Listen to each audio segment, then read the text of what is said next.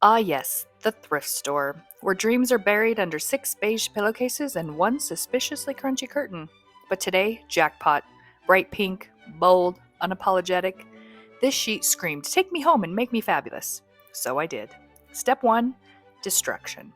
I sliced it into long, glorious strips, like we were prepping pasta for a Barbie themed dinner party. When it comes to crocheting with sheets, I find 1 inch to be the Goldilocks of strips. And there is a trick to getting this just right. A trick I always seem to forget. But we'll get there. I just need to do some trimming, and then it's almost time to roll. This is the part where it looks like I'm prepping for an industrial scale spaghetti dinner, except it's bright pink and very much not edible, but still kind of delightful. The whole process is oddly satisfying, especially as the yarn bowl gets bigger and bigger and bigger as I roll and roll and roll, and sometimes make my mother roll. Behold, the yarn ball that's not really yarn. Pink, plush, and slightly uneven. I love it, and I cannot wait to get started.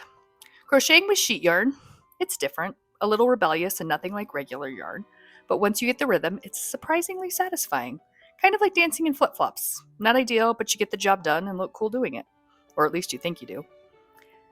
In case you are wondering, I'm working on a craft tote here. Something practical for holding crafting tools like regular yarn, or strips of sheet rolled into a ball. This tote will also be easy to carry, but you have to wait and see what that will look like. I promise. It's worth the wait. I know we did not invent the craft tote. We may have invented this particular one, but that's not really the point.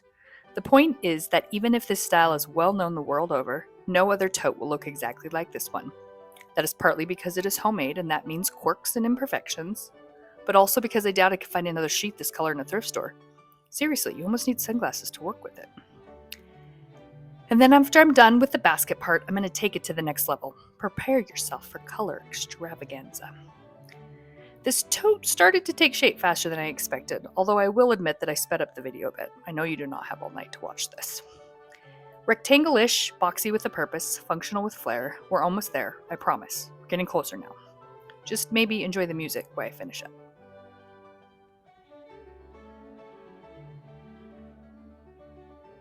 Seriously, we're getting close, I promise.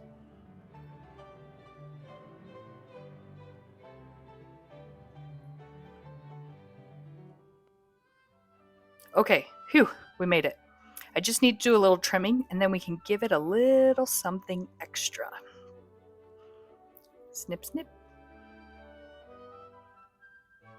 Okay, enter Yaya's Wall of Wonders, also known as her fabric stash. After some serious digging, which I did not bore you with, trust me, it was messy, I struck gold, or rather florals. Bright, cheery, exactly the vibe I didn't know I was looking for.